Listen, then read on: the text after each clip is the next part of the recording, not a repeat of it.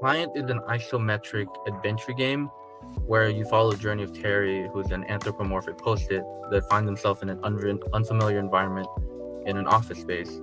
To get home, he has to overcome obstacles on a 90s themed office desk, and along the way, he learns how to use his abilities. In an office setting where a lot of people often feel like they have to conform and they have to adjust to their environment and, put on a professional facade and the effects that happens to Terry, which is he tears and loose pieces of himself. Ultimately, you do that too much, you're going to see the effects of it to your personality and your identity.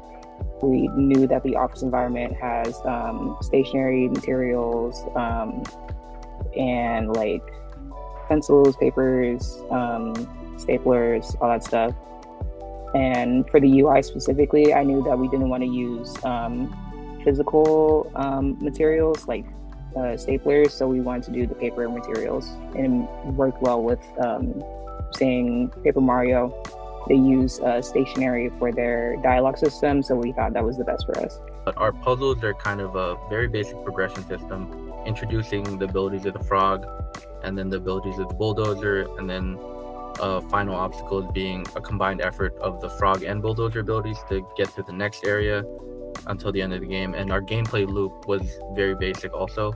So I primarily did stuff like the game manager. So I made stuff like to keep track of the health, change the UI for when the health went down or up.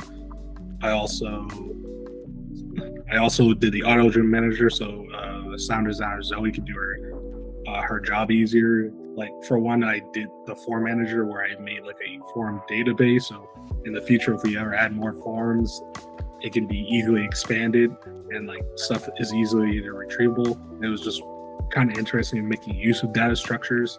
Figuring out the initial environment of the 2D like isometric, which was really hard because everything's all fake and also real because of the third axis and stuff.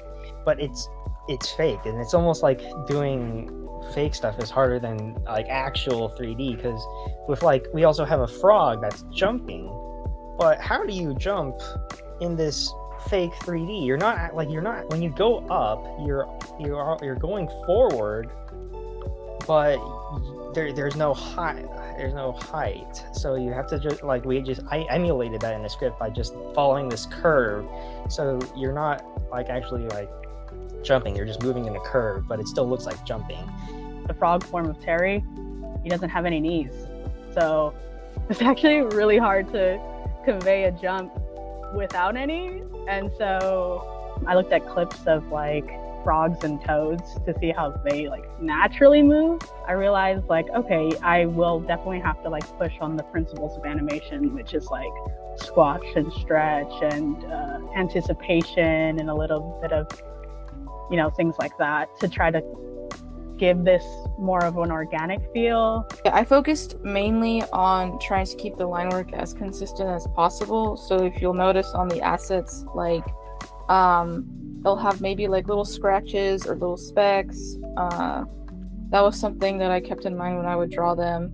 I feel like our style is super simple, and that helped a lot. I still don't really understand how to make the tiles look consistent, but I think one of the biggest hurdles for me was setting up Clip Studio Paint with the right rollers, doing some research on the Clip Studio Paint asset store to find those rollers.